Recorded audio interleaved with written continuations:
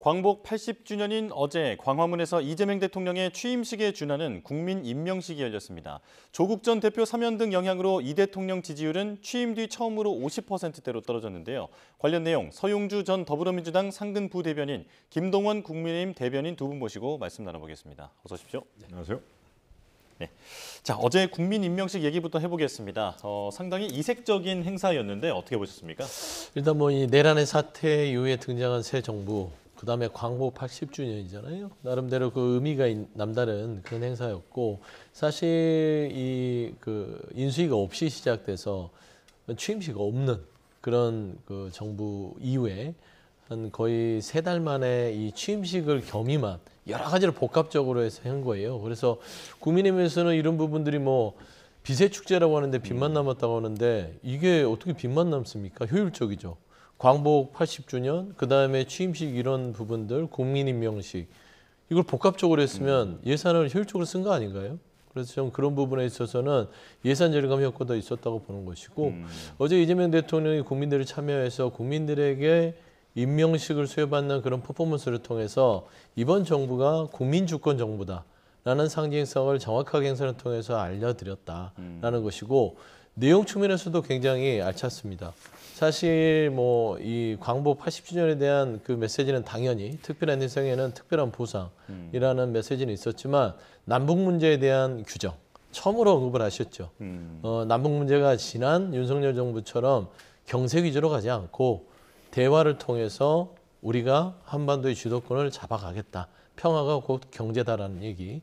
그리고 이 일본과의 어떤 외교 관계에 있어서도 명확하게 미래라는 단어를 쓰면서 과거사의 문제를 좌시하지 않고 과거사를 잘 해결해 가면서 일본과 한국의 관계 자체를 미래지향적인 협력 관계로 가겠다. 저는 참 내용 측면이나 형식 측면에서는 뭐 그렇게 비판의 여지가 없다. 저는 그렇게 평가하고 싶습니다. 그 일본 총리가 13년 만에 반성 언급했던 부분은 어떻게 들으셨어요? 일단 뭐 지금 이재명 대통령이 그 일본과의 관계를 미래지향적으로 던지면서 적극적인 제스처를 주잖아요. 예. 그러면은 지난 윤석열 정부에서 물 반 컵만 갖고 들어가서 아무것도 못 받아온 거와 비교했을 때는 사실상 강력한 의지를 보여준 겁니다. 과거사를 반성해라. 그게 일본과 한국의 외교 관계의 미래지향점의 출발점이다. 라는 것을 계속해서 반복해서 요구하고 있기 때문에 일본도 지금 새로운 정부와 좋은 관계를 유지하려면 본인들 스스로도 변해야죠. 그래서 예. 저는 이게 바로 주거니 받거니 외교 아닐까. 저는 그런 평가 좀 내리고 싶습니다. 예, 광복절 기념사와 국민 임명식까지 한 번에 평가를 해주신 것 같은데 의견 들어볼까요? 그렇습니다. 국민이 임명한다는 그 의도, 그거에 대해서는 뭐 동의를 할 수 있습니다. 지금까지 어떤 뭐 임명장이라든가 이런 것들이 다 이 높은 사람이 아래 자기가 같이 하고 싶은 사람의 임명장을 주는 것인데, 이제 이 발상을 바꿨죠. 국민으로부터 임명장을 받는다. 물론 사실 취임식은 6월 4일 날 한 겁니다.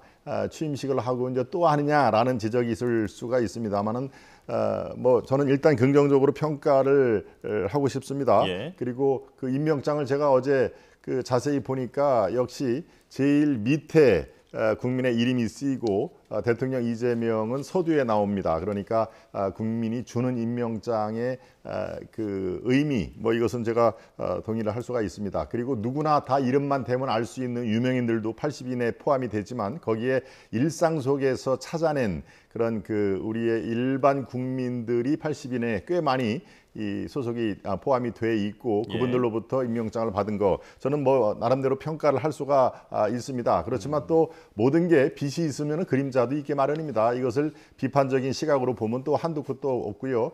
대표적으로 한 두 가지만 말씀을 드려보겠습니다. 예, 뭐 예산도 절감한 거 아니냐라는 그 언급이 있었는데, 바로 어제 행사의 하루 전날, 그러니까 14일 저녁에 국회에서 대대적인 전야제가 있었죠. 대략 한 10억이 조금 넘게 들었다고 합니다. 전야제까지 저는 필요하다고 보지는 않습니다. 바로 이틀 전에 경기 북부 지방의 파주를 중심으로 한 경기 북부 지방에 집중호우가 와가지고 또 여러분들이 세상을 떠났습니다. 그리고 또 이재민들이 속출을 했고요. 이런 것들을 생각을 하면은 글쎄요, 그래도 이걸 강행을 하고 싶었을까? 규모를 조금 축소해서 하면 어떨까? 광화문 인근에 어제 수만 명이 나와가지고 그 일대에 정말 물론 좋은 의미로 대대적인 행사입니다만은 거기에 초대받지 않고 일상을 생계를 위해서 광화문이라든가 시청 주변을 가야만 하는 분들이 어제 매우 곤혹스러웠을 것입니다. 제 얘기를 조금 할까요? 어제 이 여의도에서 바로 저 광화문까지 2시간이 넘게 걸리거든요. 제가 바로 그 시간에 광화문에 있는 방송에 출연하기 위해서 저도 가다가 저도 참 차 안에서 너무 답답한 상황이 들었습니다. 그러니까 제 말씀은 꼭 차가 밀렸다 이걸 강조를 하는 게 아니고요.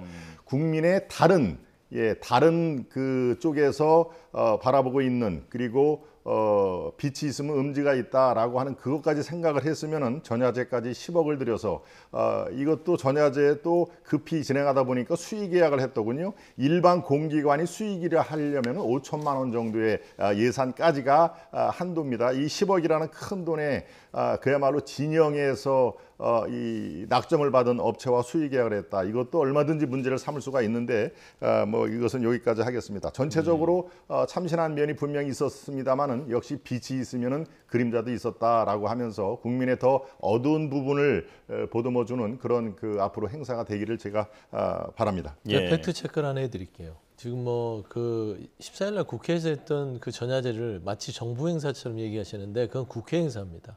그러니까 이재명 정부를 비판하기 위해서 쓸 소재로는 적절하지 않다. 이거는 국회에서 자체적으로 광복 80주년을 맞이해서 80주년이잖아요. 79주년에 이런 행사하지 않았습니다. 80주년으로 이루어졌던 행사였다는 점을 바로 잡습니다. 그럼 팩트 체크를 좋아하시니까 자, 보훈부가 정부 아닙니까? 국회 예산이 3억 정도 들었고요. 보훈부에서 낸 돈이 6억 7천인가 들었습니다. 이것을 국회 주도의 행사라고 해서 책임이 없다? 아니죠. 이것은 10억을 들여서 꼭 10억이 문제가 아니라 100억을 들여도 필요한 행사는 해야죠. 그런데 이렇게 당일날 대대적인 행사를 치르면서까지 굳이 전야제를 해야 되겠느냐. 그래서 10억이 이제 문제가 될 것 같으니까 국민에게 많이 알려진 쌓이는 노개런티로 행사에 참여했다라는 것을 또 대대적인 홍보를 하더군요. 그런 면에서는 바로 다른 쪽에 있는 국민들도 생각을 해야 된다라는 그런 말씀이었습니다. 아니 주제가 좀 방향이 그게 아니라 광복 80주년을 가지고 그 기념식을 더 성대하게 못하는 부분에 있어서 그 의미를 가려야지 비판할 게 없어서 7억을 더 썼네, 5억을 더 썼네. 너무 참 이게 궁색한 비판이지 않냐 싶어요. 그다음에 국회 행사가 맞는 것이지 보훈부 7억이 들어갔다고 국회 행사가 아닙니까?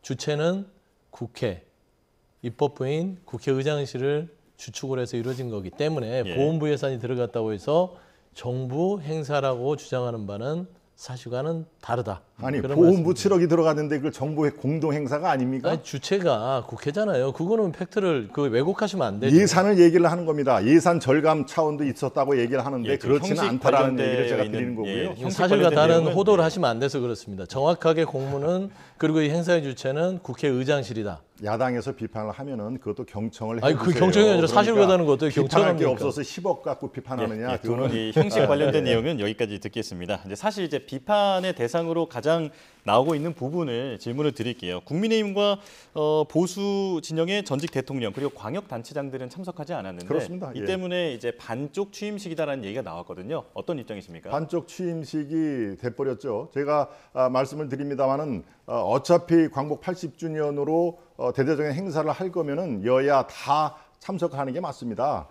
왜 반쪽짜리 행사를 했습니까?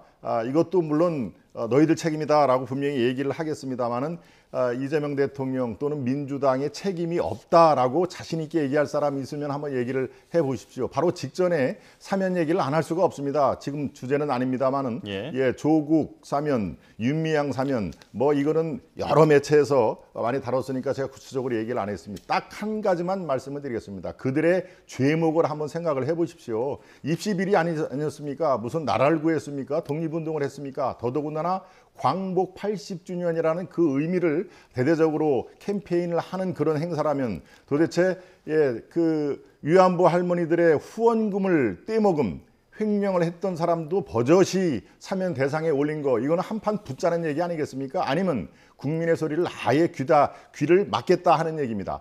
이 야당뿐만 아니라 각종 시민단체들이 이것만은 도저히 안 된다라는 얘기를 한번 찾아보십시오.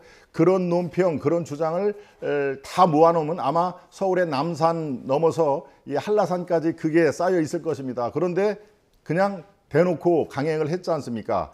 이 대통령의 3대 국정원칙 3일 전에 발표를 했죠. 거기에 맨 위에를 한번 보십시오. 경청과 통합을 항상 강조를 했습니다. 국민이 하나 되는 정치 좋습니다. 저는 이렇게 실현되기를 바랍니다만은 3일 전에 그런 사면을 해놓고 이제 이런 그 잔치가 있으니까 같이 축하해 주세요라고 하면 거기에 선뜻 응할 사람이 입장을 바꿔놓고 생각을 한번 해보십시오. 이 대통령은 그런 상황에서 야당 대표로 참석을 하겠습니까? 그러니까 이것은 100% 뭐 민주당의 책임이라고 제가 얘기를 할 수는 없는 노릇이지만 그들의 책임이 없다고 할 수 전혀 없는 상황으로 그런 정치 환경을 만들었다 하는 것은 아마 많은 국민들이 공감할 거로 저는 그렇게 생각을 하고 있습니다. 네, 이 반쪽 취임식 비판에 더해서 여야 대표가 어제 눈도 마주치지 않았거든요. 여기까지 한번 묶어서 말씀해 주실까요? 일단 여야 대표가 눈도 마주치지 않는 건 여야 대표 간의 이야기지요. 사실 정부에 대해서 그 뭐 반쪽짜리 취임식 좀 아쉬움이 남습니다. 실수를 베풀을 수는 없구나라는 생각은 드는데 상식적으로 초청을 안 했다면 비판을 받을 만하죠. 초청을 했죠. 예. 아주 세세하게 좀 와주십시오. 이번에 광복 80주년이니까 정말 여야가 협치하는 모습들을 그래도 국민들한테 보여줘야 되지 않겠습니까? 그런데 그걸 거부한 사람이 누구죠? 제가 되묻고 싶습니다. 보수 측에서 그다음에 보수 인사들, 보수 광역단체 비판을 하면서 본인들 할 일을 안 하잖아요. 그러면 국민들 보기에 누가 더 책임 있겠습니까? 사실 뭐 사면복구 문제를 따지는데 제가 여기서 어깃장을 좀 놓으면 여전히 국민의힘은 윤어게인을 주장하는 전당대회가 열리고 있습니다. 내란에서 옹호하는 그런 분위기가 아직도 사라지지 않습니다. 사면복권에 대한 책임이 더 클까요? 내란 우두머리에 대한 내란 행위에 대해서 옹호하는 그 책임이 클까요? 사실 손을 내밀어 주는 것도 고맙게 생각이 되지 않을까라는 생각을 저는 또 역비판할 수도 있는 겁니다. 예. 다만 이런 디테일한 부분에서 부딪히는 게 아니라 사실 새로운 정부에 있어서 광복 80주년의 그 의미 그리고 우리가 통합과 협치를 통해서 우리 국민 신뢰를 얻자라는 차원에서 손을 내밀면 최소한의 비판을 하더라도 참석을 해서 그 형식이라도 갖춰주는 거 그조차도 못하는 게 보수의 품격이냐라는 측면에서는 누가 더 잘못했는지는 국민들이 판단할 것이다. 그런 말씀 드리고 싶습니다. 저도 짧게만 간략하게, 듣겠습니다. 지금 저 어제 열린 광복 80주년 행사를 지금 얘기를 하는 자리에서 다시 또 윤어게인 내란 정당 얘기가 역시 또 나온군요. 모든 시작부터 끝까지 다 내란 정당이고 윤어게인입니다. 지금 어제도 이 행사가 당내 행사 그 전당대회를 위한 당내 행사가 열렸습니다만 윤어게인을 국민의힘이 부르짖는다. 도대체 이거는 어떤 근거로 나온 얘기입니다. 4명의 당대표 중에서 윤석열 대통령의 호의적인 그런 발언을 하는 후보가 한 분 계십니다. 그런 그 4분 중에서 한 분의 얘기를 갖고 아직도 윤어게인을 부르짖는다. 국민의힘은 도대체 이거 침소봉대를 해도 저 지금 화면에 나오지 않습니까? 저분 중에서 3분이 윤어게인을 주장을 합니까? 내란 정당 뭐 시작부터 끝까지 다 내란 정당입니다만은 내란 정당 글쎄요 제가 한마디만 하겠습니다. 그러려면 재판이 필요가 없죠. 이미 내란 정당이기 때문에 해산을 해야 되고 내란에 참여한 모든 이 국민의힘의 관계자들은 다 처벌을 하면 되는 거 아니겠습니까? 왜 벌써부터 이 결론이 난 상태도 아닌 상태에서 이 8.15 광복절 행사에 내란 정당이기 때문에 참석을 해야 되는데 못 참 이런 논리는 글쎄요 최소한도 저는 동의하기는 어렵습니다. 이게 저희들이 잘못한 그 바가 꽤 많습니다. 그리고 지금 현재까지도 잘한 그 상황이 뭐 별로 없다는 거 제가 인정을 합니다만은 예. 글쎄요 그 협치가 완전히 사라지고 이른바 대치 상태를 만든 그런 그 공동 책임이 민주당에도 있지 않을까요? 저는 그렇게 판단하고 있습니다. 저 전당대회 얘기도 또 좀 이따 나와야 돼서요. 네, 일단은 그 여론조사 관련돼서 질문을 먼저 좀 드리겠습니다.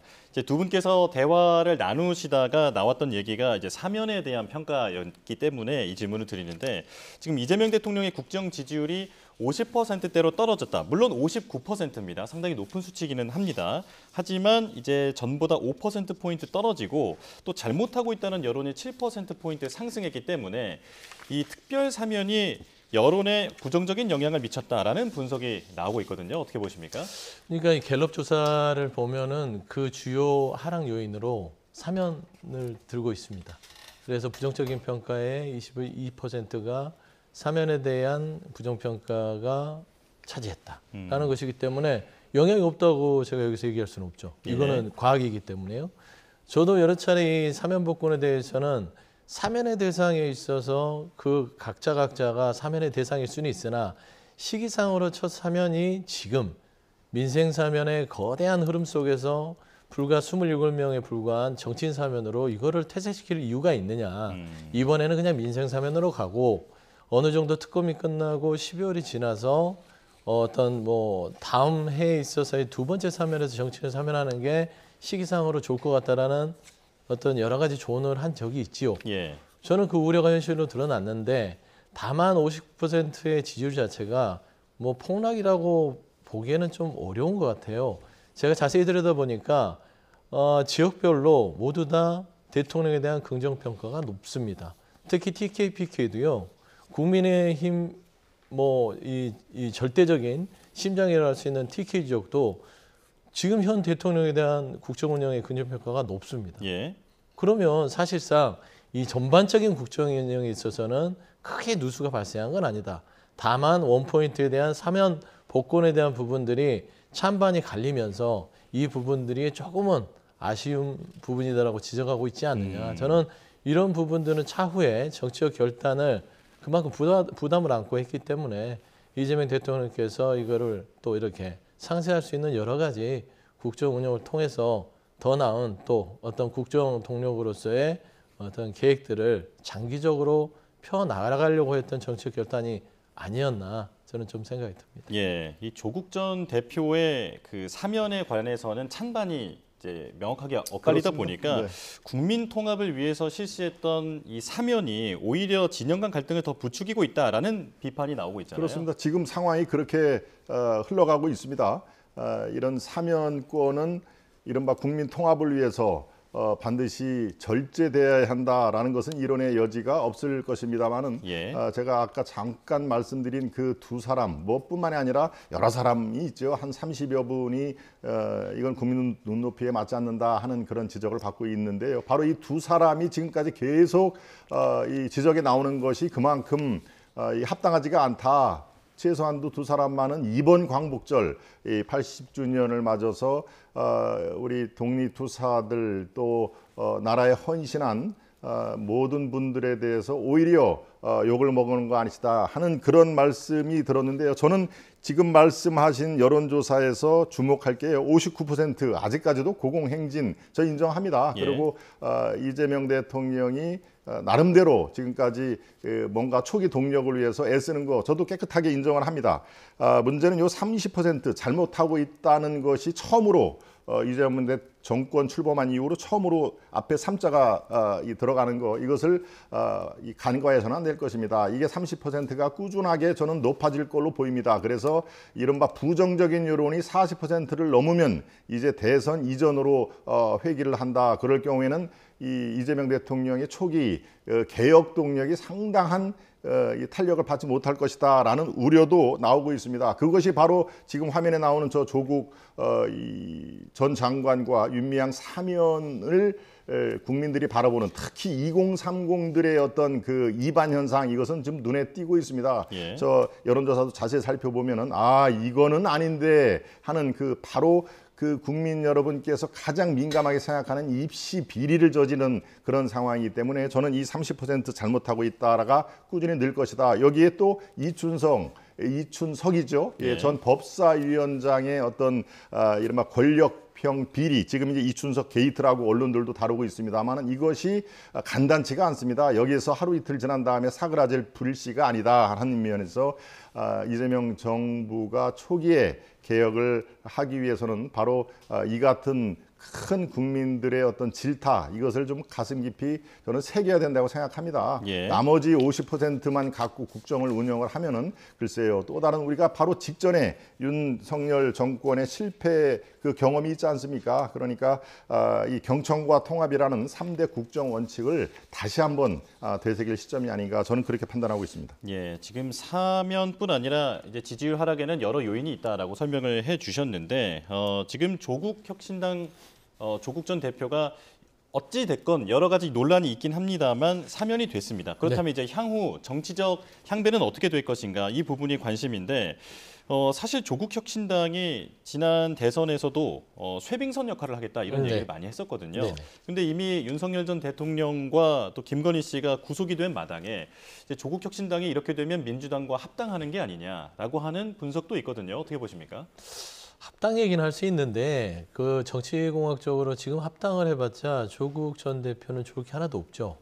그런다고 해서 민주당 자체도 지금 조국 혁신당과 합당하는 게 참 모양이 영 안 좋잖아요. 사면해주고 합당한다?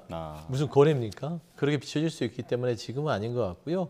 사실상 조국 전 대표는 본인의 간판을 건 당을 지난 총선에서 12석으로 이끌었던 소개 성과가 있고 향후 지방선거와 본인의 정치적 행로인 재보궐에 대한 출마 등등이 남아있기 때문에 차기 대권 구도, 사실 진보 진영 내에서의 차기 대권 구도에 매기 효과를 하는 그런 역할을 생각하지 않을까 싶어요. 민주당 내에서도 사실 제가 개인적으로 생각하기로는 조국 전 대표의 사면을 이번에 첫 사면에 포함시킨 거는 정치적 부담이 분명히 존재함에도 이재명 대통령께서는 좀 긴 안목에서 본 것 같습니다.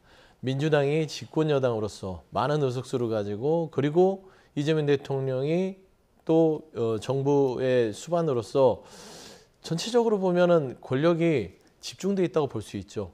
그런 와중에서 혹시 집권 여당이 안주하지 않을까라는 측면에서 조국 전 대표는 그런 안주할 수 있는 우려를 조금은 더 생동감 있게 만들 수 있는 정치적 인물이다라는 점도 저는 고려되지 않았을까 조심스럽게 좀 생각을 해보는데요.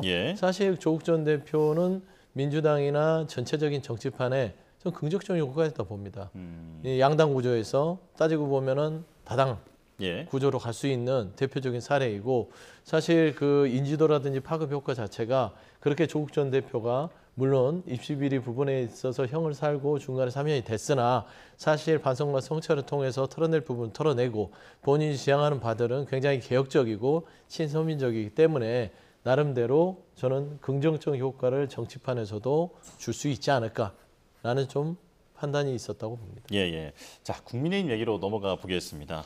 조금 전에 대변인께서는 그 윤 어게인을 외치는 사람이 있느냐 말씀하셨습니다만 사실 최근 전한길 씨 논란도 있었고요.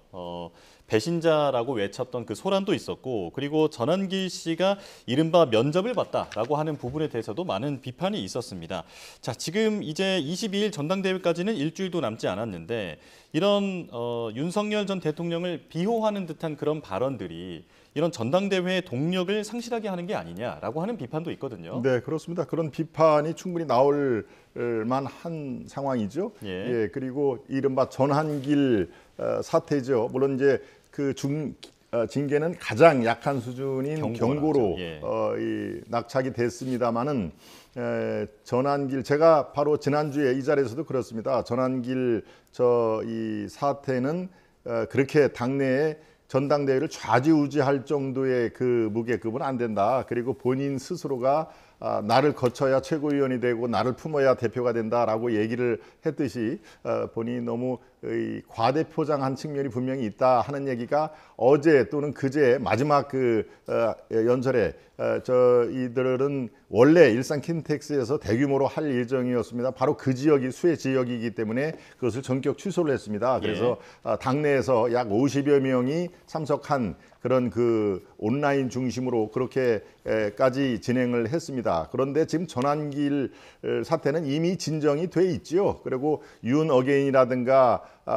이런 찬탄 반탄, 물론 찬탄 반탄은 어쩔 수 없이 지금 대통령의 탄핵이 된 상황에서 우리가 넘어야 할 강이고 반드시 이번 전대에서 저렇게 한번 이 주요 이슈로 거론이 되면서 새로운 당대표가 뽑히고 새로운 리더십에 의해서 저 문제는 정리가 될 것입니다. 그런데 지금 전환길 문제는 일단 경고로 하고 이 반성의 모드를 취했죠. 그러니까 더 이상 확산될 그런 건 아니다. 그러니까 전환기를 계속 국민의힘의 전당대회와 열부시켜가지고 윤회견의 그 늪에서 헤어나지 못하는 국민의힘이다라고 비판의 그 소리가 민주당 쪽에서 나오는 것은 뭐 왜 그러는지는 제가 충분히 이해를 합니다만은 네. 지금 상황은 상당히 많이 진정이 됐다. 그리고 본인이 아무리 나를 거쳐야 최고위원이 된다라고 그렇게 하더라도 그건 차차 속에 태풍이 될 것이다 하는 얘기입니다. 저 네 후보 중에서 그거에 대해서 적극적으로 응하는 후보는 없고요. 그거에 대해서도 들을 소리가 있다 하는 그런 후보가 아까 제가 말씀드린 한 후보가 그 정도 되고 나머지 후보는 상당히 부정적이기 때문에요. 저게 전당대회를 온통 뒤덮는 그런 이슈가 되는 걸로 국민 여러분께 비치는 모습에 대해서는 제가 송구스럽게 생각을 합니다. 예, 반박이 있으시겠지만 네, 시간이 지금 다 돼서요. 여기서 인사드리겠습니다. 자, 두 분이 오늘 뜨거우셨는데 아마 시청자께서도 좀 잠이 좀 깨시지 않았을까 네, 싶습니다. 자, 서용주 전 더불어민주당 상근 부대변인, 김동원 국민의힘 대변인과 함께했습니다. 고맙습니다. 고맙습니다.